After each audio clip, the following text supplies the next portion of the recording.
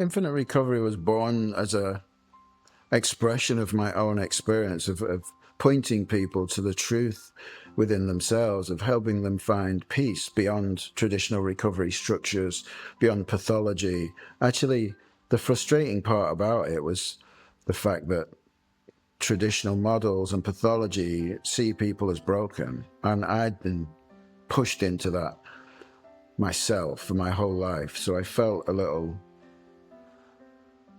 niggle towards that system that I really needed to iron out by creating this stuff to help people see what was really going on.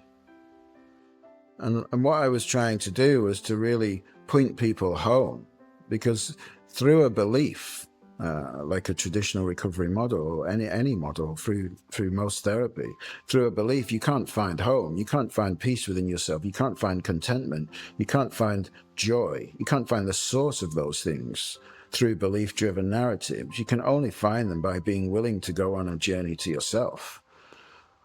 And my work, my process helps people along that journey to go home to themselves. And that is where true freedom lies.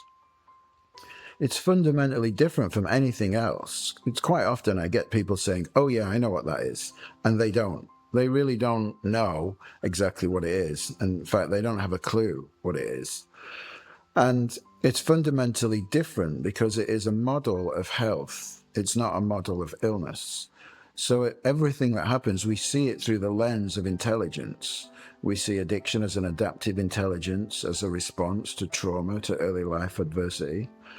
We see our reactions and contractions, our nervous system activations, our triggers as intelligent responses to early life, finding safety. So we look at that, everything through that lens. And from that, people start to see what is right with them and not what is wrong with them. And that's monumental in its capacity to help people change. Because when somebody starts to believe in you, when someone starts to see the good in you, when someone starts to point out the good in you without a wobble, without a doubt, then you start to see it for yourself. And that is a real beautiful experience. So I created this whole new approach because I really felt like traditional models they were all about illness and disease and what's wrong with you. And I could see from my own life how I'd spent a lifetime suffering, and other people I knew spent a lifetime suffering. And then many people I knew, clients, had spent a lifetime suffering in my days as a traditional therapist.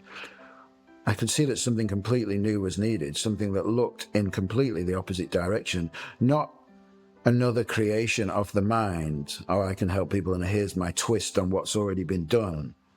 Because that feels like what a lot of recovery processes are. They just add their own little twist. Let's add DBT or ACT to CBT model, and let's create these models using all these different therapies that make them look better. That's not what I'm doing. I'm looking in a completely different way. The reason I called it infinite recovery is because, as I see it, every other recovery model is finite. It's got limitations because it's belief-driven. It's a creation and fabrication of the mind, where infinite recovery really means you can go as far as you want. The journey is within you, and nobody can put a limitation on that. If I tried to tell you how good it could be, that would be a limitation. Because it would be a limitation coming from the ceiling of my own idea of what good is. And that's what we have to see about beliefs, that they're driven from our own internal narrative. So it's called infinite because it's yours, and the potential is unseeable by anyone else.